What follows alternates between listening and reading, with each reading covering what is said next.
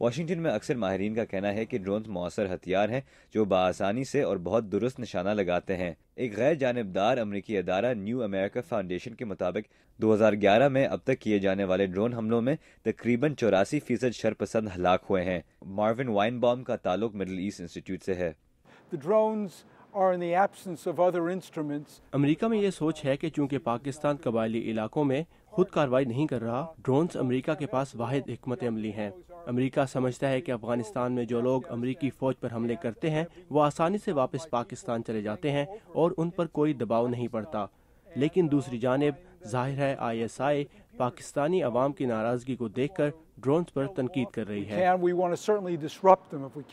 اطلاعات کے مطابق جنرل پاشا نے CIA کے ڈائریکٹر لیون پنیٹا سے درخواست کی تھی کہ ڈرون حملے یا تو روکے جائیں یا ان کے بارے میں ISI کو زیادہ معلومات دی جائیں، لیکن اس کے باوجود ڈرون حملوں کا سلسلہ جاری ہے۔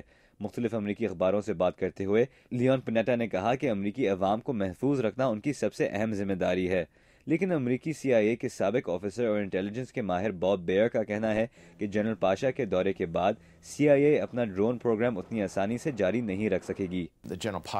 میرے خیال میں جنرل پاشا نے کہا کہ وہ چاہتے ہیں کہ ہر ڈرون حملے سے پہلے CIA کو پاکستان سے اجازت لینی چاہیے۔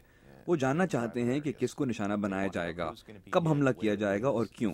لیکن دوسری جانب لیون پنیٹا نے کہا ہوگا کہ ہمارے پاس اتنا ٹائم نہیں ہوتا، یہ ٹارگٹس بہت جلدی سے آتے جاتے ہیں اور آپ کو ہم پر اعتماد کرنا پڑے گا۔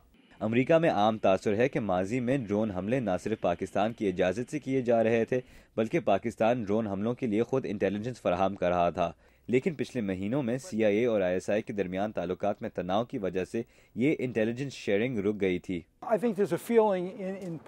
پاکستانی خفیہ اداروں میں یہ تاثر تھا کہ پاکستان کو تمام معلومات نہیں دی جا رہی اور ان کو ان آپریشن سے باہر رکھا گیا ہے۔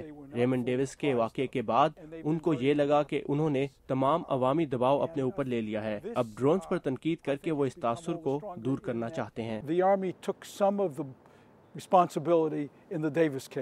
اطلاعات کے مطابق امریکہ پاکستان کو 85 ڈرون طیارے دینے کے لیے تیار ہے، لیکن واشنگٹن ماہرین کا کہنا ہے کہ فوری طور پر پاکستان کے قبائلی علاقوں میں امریکی ڈرون حملے بند ہونے کا امکان نظر نہیں آتا۔ رضا نقوی، اردو VOA، واشنگٹن۔